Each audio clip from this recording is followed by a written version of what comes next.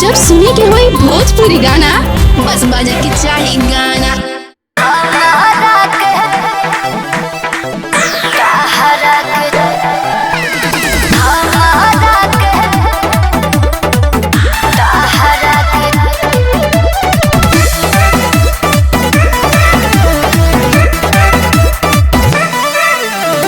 सुनो है जानता शादी में नया है, अपन बेइज्जती हम ना कराए। सुनो है जानता शादी में नया है, अपन बेइज्जती हम ना कराए। हट जाई करे जा जब मंगिया भराई हो। सुनो हमारा के चुप करई है मम्मी पापा, ताहरा के चुप के कराई हो। अरे लोरावा के भोरावा ले रखी हो तू बचा के, काम आई होई जब विदाई हो।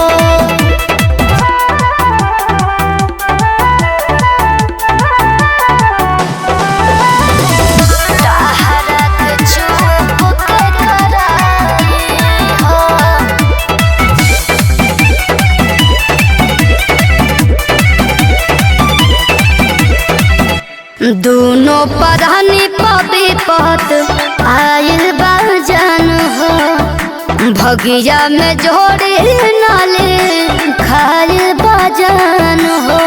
सही कहता हो कैसे आँखी से देखब जाए माला हो। का करबो हम तमार देहब दूल्हे के भाला हो। चुप रहो। मोर जाई बुझियते जब गीतिया गवाई हो।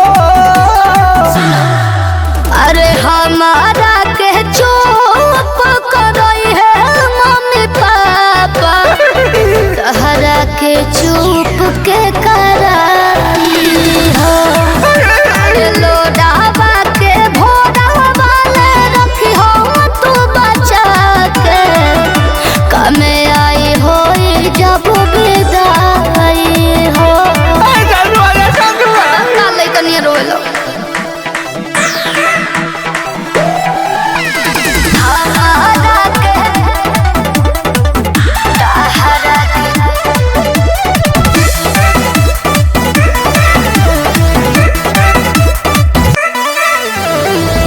कर जवा के ऊपर पत्थर रख के तू हा, अपने हाथवा से डोलिया में बैठई हा। चुप हो जा पगला। काहे घाव पानी मोक लगावतारू हो। ऐसा बात नहीं है। दर्द विजय पर टिक के बढ़ावतारू हो। अरे ना हो। के करा से हालत आपन जाके बताई हो।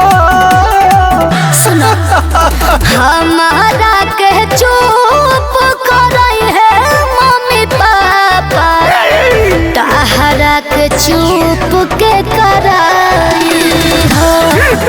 अरे लोरावा के भोरावा ले रखी हो तू बचा के, काम आई होई जब विदाई हो।